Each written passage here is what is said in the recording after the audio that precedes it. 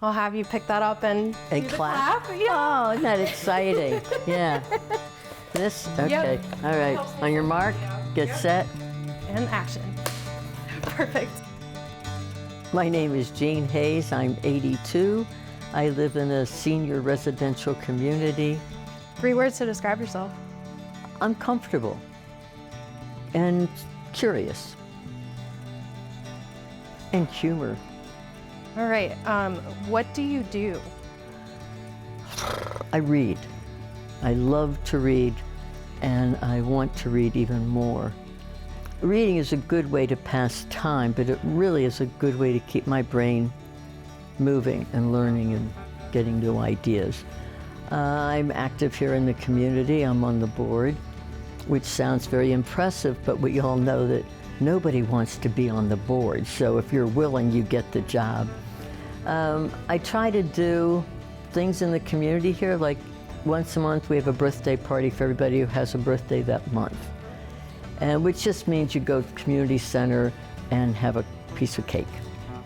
And then once a month there's an outing. So the most recent outing was to a tour of Barker Mansion in Michigan City.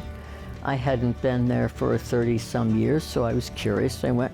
It's really the connecting with the other people and the ride the bus. I ride the short bus.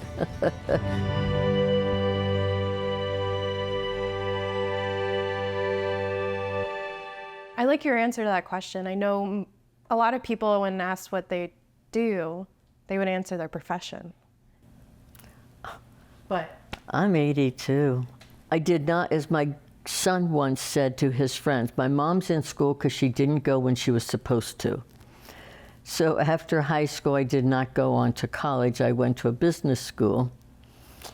And an excellent teacher in business school gave really some really good, valid life lessons. But the one she gave I did not observe, and that was, get a job with a company and stay there. And economically speaking, that's a good plan because you get retirement and all these goodies. I probably had 5 jobs in 10 years. I liked the idea. I was in public relations, I was in retail, I was in insurance, and then finally I got into banking and was heading long-term into brokerage work of some sort. But then I stayed home for 20 years raising family. So that's a big chunk of it. And then I think I took my first college class, I was 46, and I think I did it 2 reasons. One, I found out that the church would cover me a free semester. And so I said, oh, good. And I got in my free semester. I majored in theology because I knew more about theology than I did accounting or biology or writing or anything else. And I come from a family of, a Catholic family, very comfortably focused in church, okay? And my brother is a priest and my sister is a nun, so there was a lot of theology at the table. My father had incredible personal integrity, but he also had incredibly good spiritual sense of theology. So I think I grew up very healthy in that realm until the church went and decided that they would just excuse people who abused children, and then I had to say thank you, but no thank you. In my 60s or late 50s, I had a couple of friends in the field, and they just kept saying, you're a natural, you've got to go do this, it's wonderful. And so I did enroll at Purdue Calumet's counseling master's program, but I would never have gone out looking for it. It was these people, and then it was so great because would get an assignment and I would write this paper and I would give it to these 2 seasoned professionals to review for me. And they would say, "This is excellent paper, this is really good, but it's not the assignment." I have a very hard time following the linear part. I'm not very linear, I guess. And so then I would have to sit down and rewrite a paper. And they would be here laughing and telling you how true it is that I would have to write papers a couple of times before I could follow directions. I'm not sure it ever changed in all 3 years. I don't know. I think I was 62 when I finished graduate school. And then you have to work for 1,000 hours. So I was 63 by the time I got my license. I had no idea I was old. I love that. Now, I worked at community mental health by choice. You can make more money in private practice. Community mental health serves, I think, people who are financially insecure. And therefore, they don't always get the best. And I'm not saying I was the best by any stretch, but I gave my work and my clients real sincere interest and focus, and hope I helped them. I think my age actually probably worked in my favor.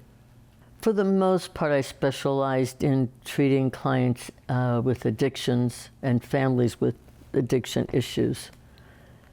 Side tidbit, but in treating families, one of the most interesting things I can do. Addiction, as we all know by now, is a disease, and no one volunteers. Nobody says, oh, I want to be an addict when I grow up. But when someone gets into this disease, the family tends to be judgmental. And it was very interesting to me because one of the habits I had in working with the families is that a sibling would always be, oh, can't believe, what jerk they are.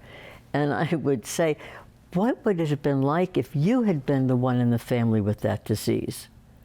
And the response was always, oh, it wouldn't have happened. Yeah, so that's the kind of stuff that I like to do with addictions. And I really worked hard at helping families understand the progression of the disease, and clients as well. I joined Al-Anon because an uncle moved into my family's home when I was 18 or so.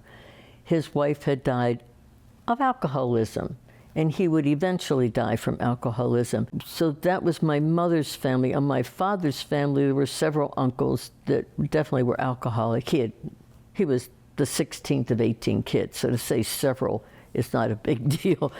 And I was clearly taught early on that this was wrong, this was shameful, blah, blah, blah. But my father never stopped his connection with them. He was always the one in the family who would go check on Ray and go check on this one.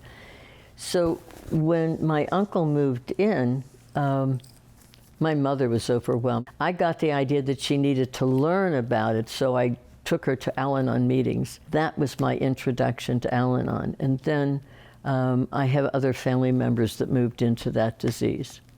And so it made sense to me what it was like to be a family member. And I could walk in the shoes of the addict as well, I think, which is much different than feeling sorry for. I think if I have the ability to help someone soothe their pain, that's just an incredible opportunity. Has there been anyone in your life who has done that for you? Where does she get these questions? I think she wants my job. Actually, bunches of people have. Lots of people. You do. Just by saying you'll come and have cocoa with me and round the clock or, whatever. Yeah, I think a lot of people have helped me. I really miss working, but I don't have the mental capacity. My memory isn't as sharp. And in therapy, I put a high priority on the therapist remembering without blinking. So I have to be able to recall if something was said a few months ago and just throw that in. I've often wished that I could go back and do training of therapists. And the main thing I would want to train them on is always lead with compassion. Diagnosing is an interesting tool really done for insurance companies. So when I'm working with the client or helping other people work, I'm not as fascinated with the detail of the diagnosis used as connecting with the client so that they can feel safe and grow. I loved the work. It was very I mean, it really is a big deal to me. Going back, you try to get snapshots, you know. And I remember being aware that Roosevelt died. Who he was, I don't know. But I remember my mother saying to Mrs. Patterson, Roosevelt died. So I think I'd have been about 3 then, I'm not sure. I was definitely impacted. I was not impacted by the Depression. That was when my father had a better job. So my parents really weren't impacted by the Depression. And I'm not even sure you're allowed to admit that. Like, I think you're supposed to say, the Depression was awful. But it wasn't for us. And even in the war, my sister's 18 months older, so my oldest sister said she loved it. We had all these rations because we had 2 babies that weren't eating food, so they got to eat more food. Those are the stories that I remember. What else would have been going on? Oh, I mean, I clearly remember the Korean War with my mother and our next door neighbors saying, well, it's just so stupid. It's just like if you and I had a disagreement, we would send our children out to fight with each other. And I thought, what an interesting way to describe war. I grew up right next to Chatham College, which, like everything else, is now Chatham University. One of the most beautiful grounds ever anywhere. It was just beautiful, and they had paths and walkways so we could ride bikes and roller skate there.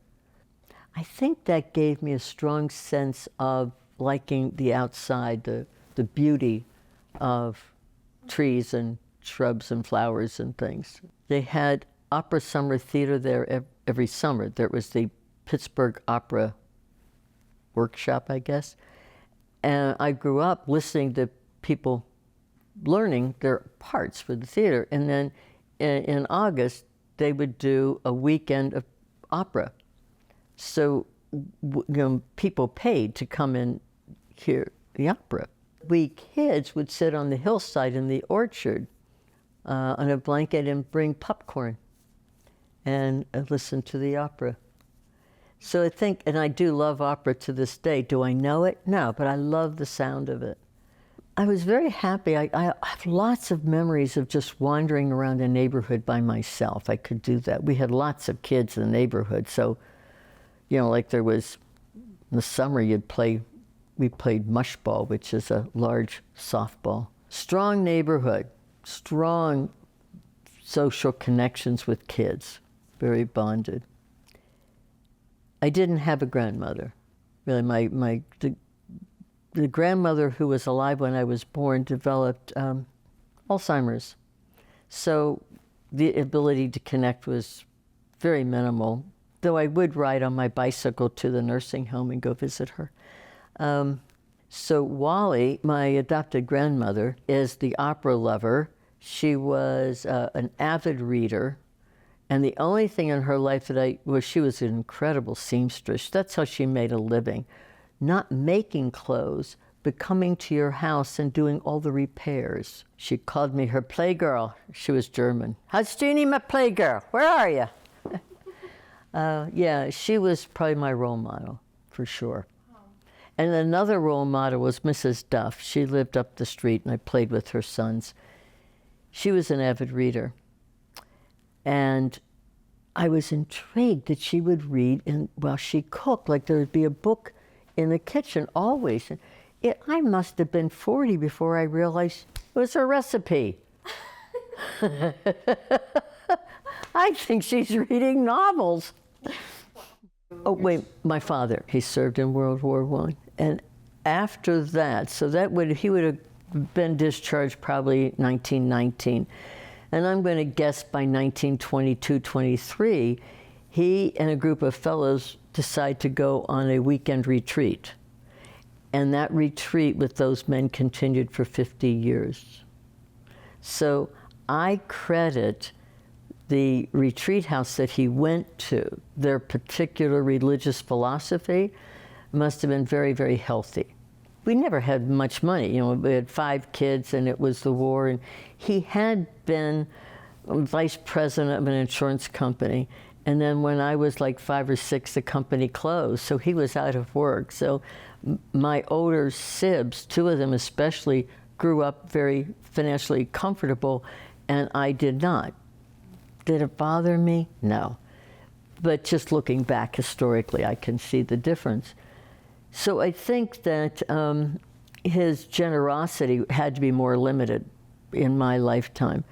But the great story that I treasure is he was leaving church one Wednesday evening, because it would have been an Avena, which would be on Wednesdays. And he was leaving the church, and he had 50 cents in his pocket. And this would have been 1950, early, 1-2.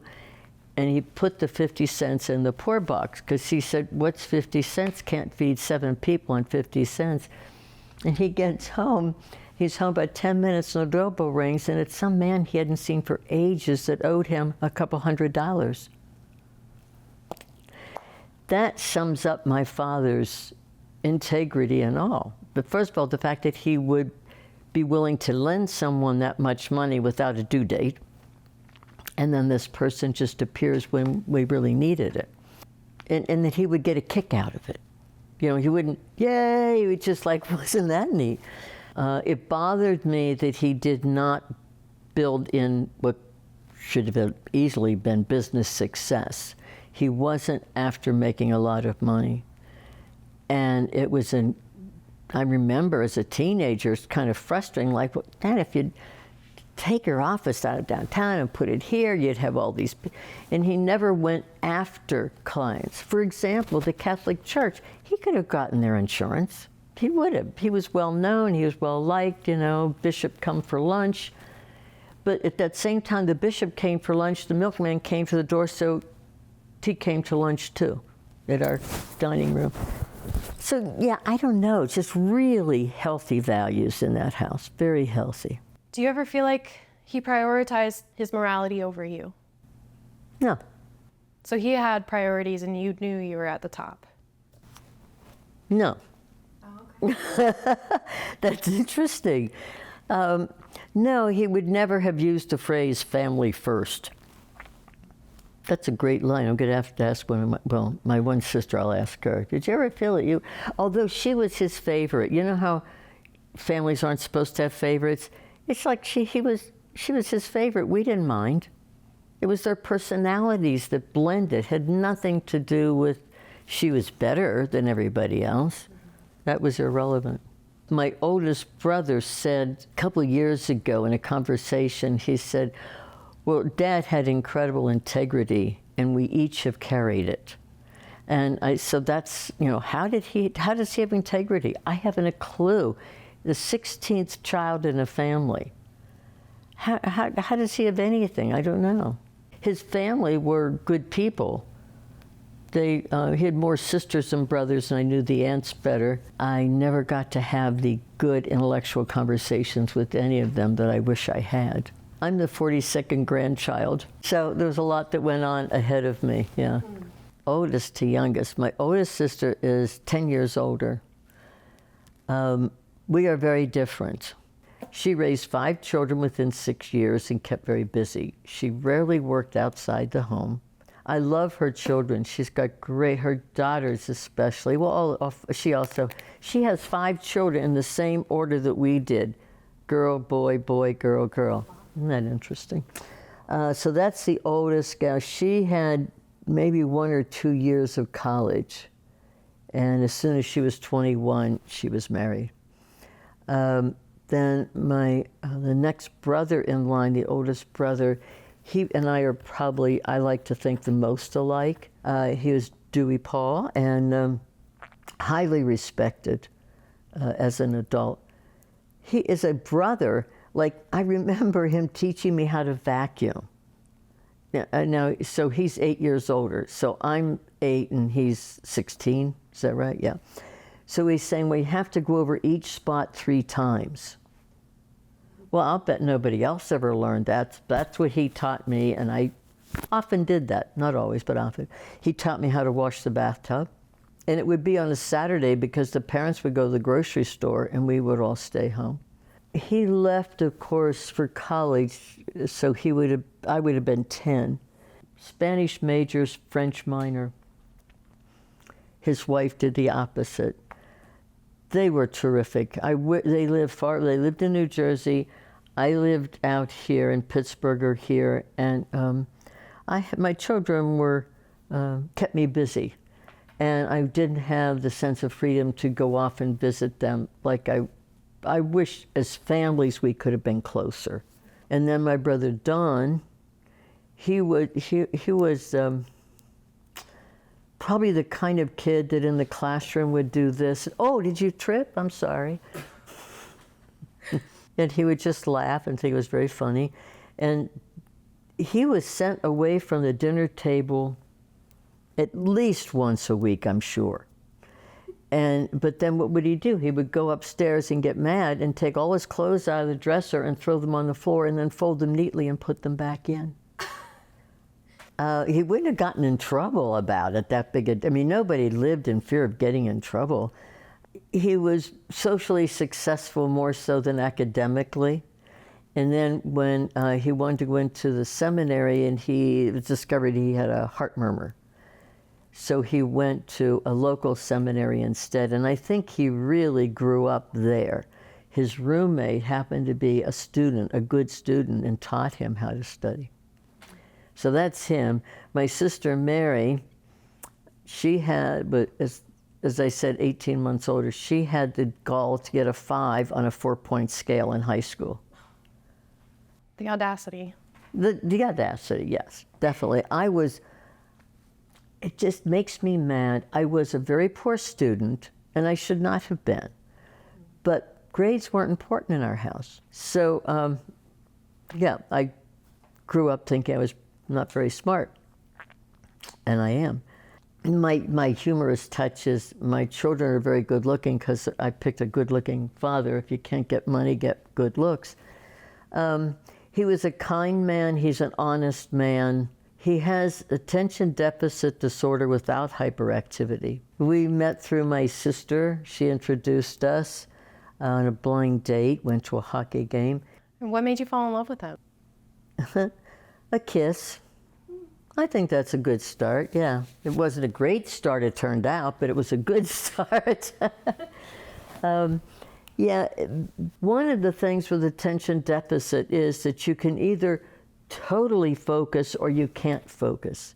And he could totally focus for extended periods of time. So his mother was from Italy, and Bill would always be out working in the yard this time of year, so I always called him the Italian gardener because our yard looked fabulous. But he could not do connection, and that was a struggle for me. I think as I was raising the kids that he couldn't grasp that children have different wants, needs, skills, and abilities. And he just wanted everybody to show up with clean hands and clean shirt and have dinner and go. And life isn't smooth, easy. Why did you want to have kids?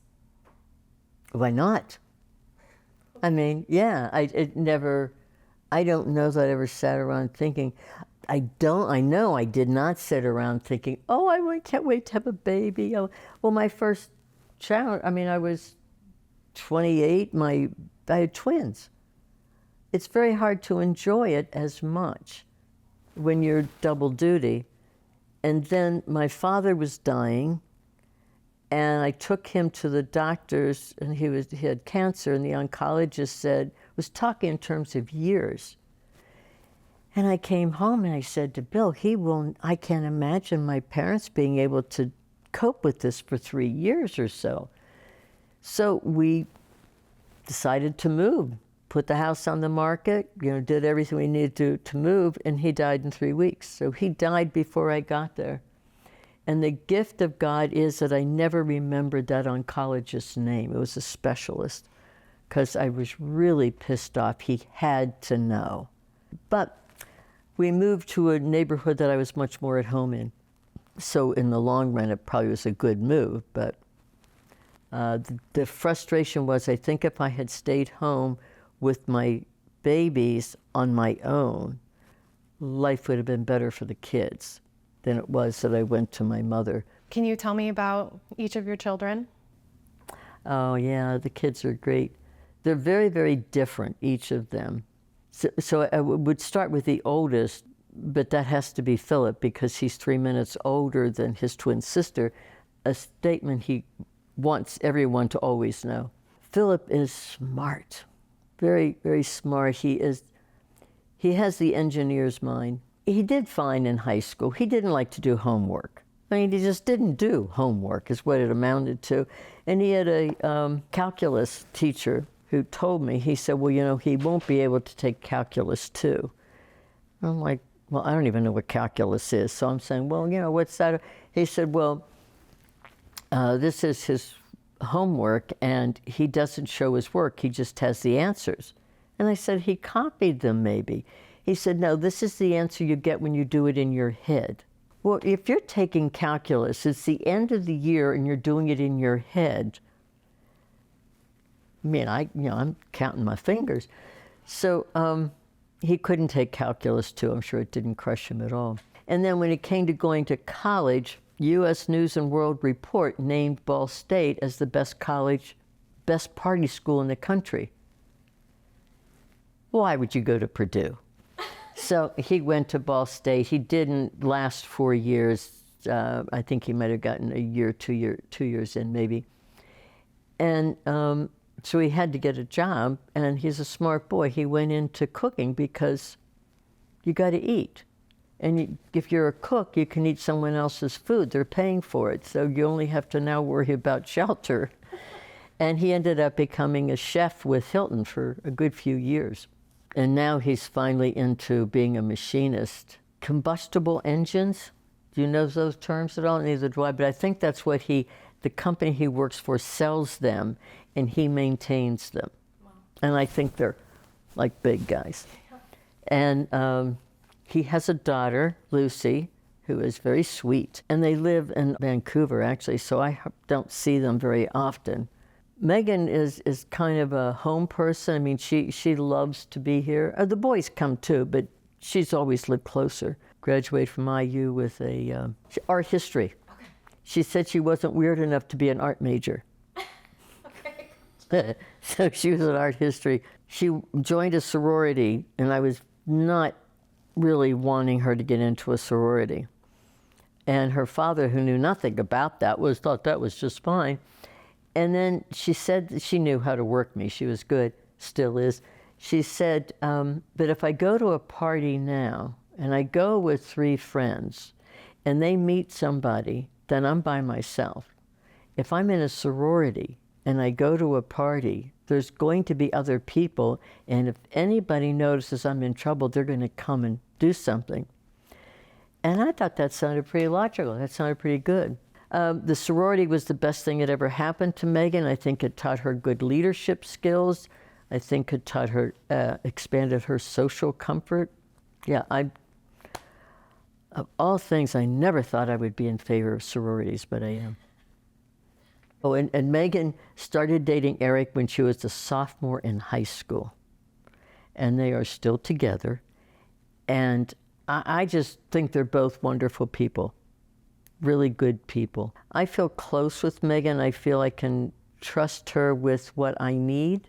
Megan's children, Emma and Aiden, are the ones I am closest to just because they have visited the most often, and they're very important to me. Roger is the total surprise and delight. He had a frontal lobe injury fall as a small kid, like a 3-year-old, that was diagnosed probably when he was 19. So he had challenges throughout his life, with, socially and not academically. He was smart. I remember middle school, a teacher said, well, he missed all of his percentages or something like that. And the math teacher said to me, but he'll figure that out quickly. Don't worry about it. Well, that's really saying your kid's decently smart if he's going to figure all that out without a big deal. So he did quite well. He went to VU for a year, I guess. And he was at home. He stayed at home till he was probably 25 or so. And then he just decided he wanted to leave, no plans. So he got on a Greyhound bus and went to Florida. And he's been in Oregon for a long time. He and his brother get along quite well. Yeah, and he's married to a really nice lady, Patricia. I'm very, very pleased with that relationship. Your sons also wanted me to ask you about cream of asparagus soup. It is the only meal I ever served, and it would have, the twins would have probably been 8th grade. The 3 of them said it was awful. They weren't going to eat it. And I have never said, you will finish your plate. I've never, but that night I did. And dang it, you were going to finish this. Why I put on an attitude, I don't know, but I'm sure they never finished it. And now they would all love it and make it themselves, I'm sure. I had a friend who had kids, and she liked to travel, and she had a van, and she had a credit card that she could freely use. And so wherever she wanted to go, we would just pile in the car and go. I still think I can get in my car and drive to Oregon, and my daughter is saying, what? There's a road up here it's 600 County Road, and going east it becomes Edgewater. And there's a road off Edgewater called Long Lake Road, I think. And it's the most beautiful road anywhere. I drove down there for the first time a week ago, and I said, you know, if I was in the Upper Peninsula, I would say this is so worth the trip, but here I am in Valpo. So I love trees and I love water, and I would travel always for that. What about them? They're safe, they're pretty. I guess I'm always aware of the age of a tree. And the trees in our woods, you go up to the dunes, they're hundreds of years old. And I'll go back to professional question. In talking with a parent about why I had worked with her daughter for a very long time, I said when I first started working with her, it was like she was a small plant that really wasn't very secure. And I said, and she just really needed some support to get to become a tree. And I didn't do all of that time with her because she was so mentally broken. It was just to walk with somebody to help them become a tree. And so there's something very much about that. And that's why I keep looking beyond you, because I can't take my eyes off the view out these windows. Yeah. Well, all of nature is sacred. And what does that word even define to? I can't do it. But to me, that is the be-all and end-all. And if I'm in the water, it's being embraced by all that is safe and good. With my own pool, it's nothing I'd like better to do than go to the edge of the pool and fall in sideways. Nobody had to be there. You know, it's just something, the safety of water. Water is very safe to me, which I'm sure is not true for many, many people. Well, one thing that I finally figured out is a couple of people were in my company lately, moms who had raised difficult sons, as a matter of fact, and they were saying, you know, oh, I look back and I've done such terrible things as a mom. And I decided that if you're the least bit fortunate, you think your mom was really good. And if she's at all sensible, she knows she screwed up too.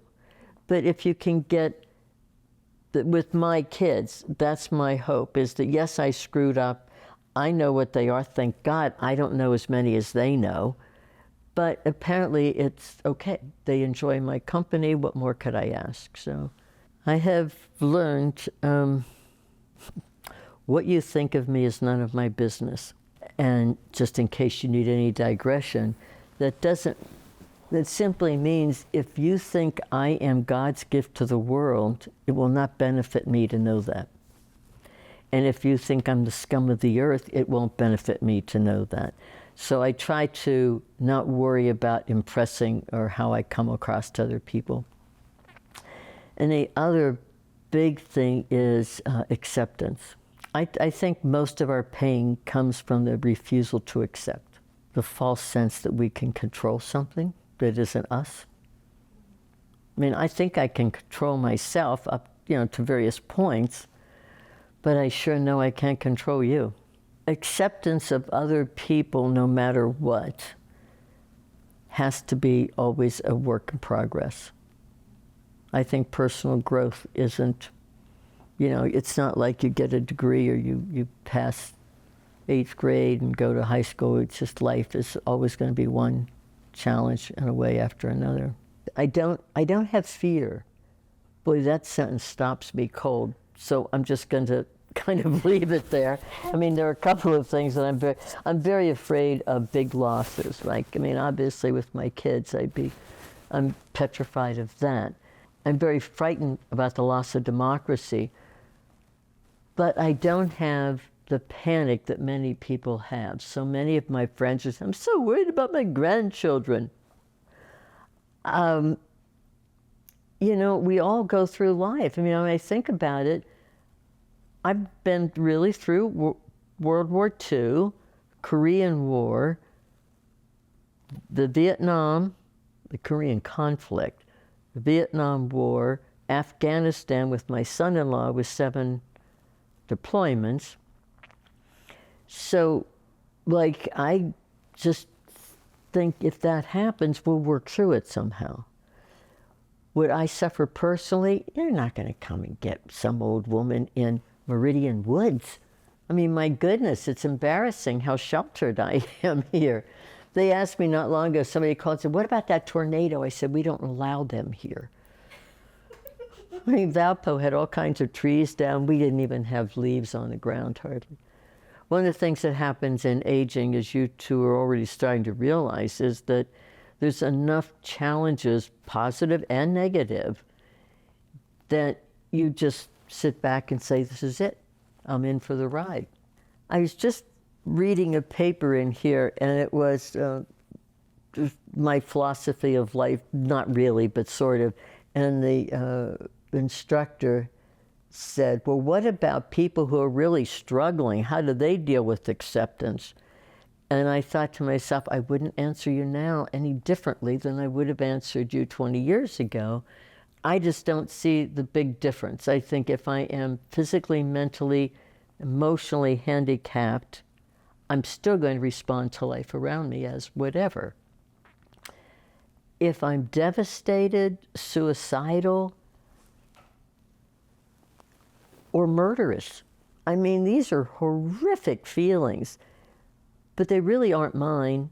And I've been around them enough that I think that I say, tell me about your murderous feelings. Let's talk about that. I'm not afraid. I'm not afraid of much of anything. What advice do you have for young people today? Know more about other people than they know about you. Be careful what you put on the internet. Be curious and humble. Oh, one of my big philosophies is found in God in Espinoza. I think that's the guy's name. He's saying that God is like everything. He's the sum of all things. And these are going to have to be obviously my words, but it's not something you earn. God never said, if you will pray for an hour every day, I will like you better, or I will feel honored. All these things that we are told about what God wants us to do come from organized religions, and that's Christianity and Hinduism and Judaism and so on. At least I was taught early on that people wrote the Bible, that God was the secret author. Secret's my words, not my teacher's words. And I get that because looking at God as the higher influence, then yes, I would think the higher influence would impact a lot of things that we do. But earning? No, I can't earn. And God never said that if I did, this, I just think God is so far beyond my comprehension that I don't want to try. It's trite because I'm sure hundreds of people have said it, but my cathedral is outside, and that works for me. And it asks nothing of me. When I drive through the dunes, I am thrilled, but the Dunes doesn't care if I'm there or not there concretely. I can't imagine that God cares what little Jeannie does. It just doesn't make any sense to me. I mean, what's heaven going to be like? Billions of years? You know? I mean, so that, I have no idea what her question was. You don't get into this subdivision without having been in pain, just because of age. You know, the older you get, the more you see and experience. And it's interesting to me to see how, when I talk with people, I realized a while back that when I walk away, so this is very weird, when I walk away from a conversation, I probably know more about them than they know about me. Not that I keep it a secret, it's just that I have a tendency to, you know, what you're doing to me. And as a result, I've seen some of the pain that people have walked through and the confidence that they bring to this age. And some people don't want to get involved at all, but boy, we've got some worker bees here. Good people in here. Aging is really hard work, and to do it with style and grace is a commitment, you know, because it's really hard for me. I've always felt so capable and blah, blah, blah. And to realize that a lot of my abilities just keep getting smaller. I just am so aware of aging, and I want to do it as gracefully as I can. And my memory is really kicking me off because I've always had a good, sharp, quick memory. And again, it's always going back to acceptance. I know that I need to walk. I have a lot of arthritis in my hips now and in wrists, so there's a lot of things that are challenging. So what I've decided to do is now I have a rollator, which is a walker with a seat. And when I want to walk, I take that and I walk around so I can sit and rest when I need to. So that to me is acceptance, you know, because a large part of me say, well, I just can't do anything. I'm just going to stay here. And instead, I just push myself. And then if I can't, accepting my limitations without anger and fear and resentment. Yeah. That's aging gracefully. Do you have a favorite memory you can share? Good heavens. 82 years old, you want me to come up with one? Well, it doesn't have to be one. We'll just say chocolate ice cream. I mean, boil it down to high values. The last question. What do you hope for your children and what do you hope for the world?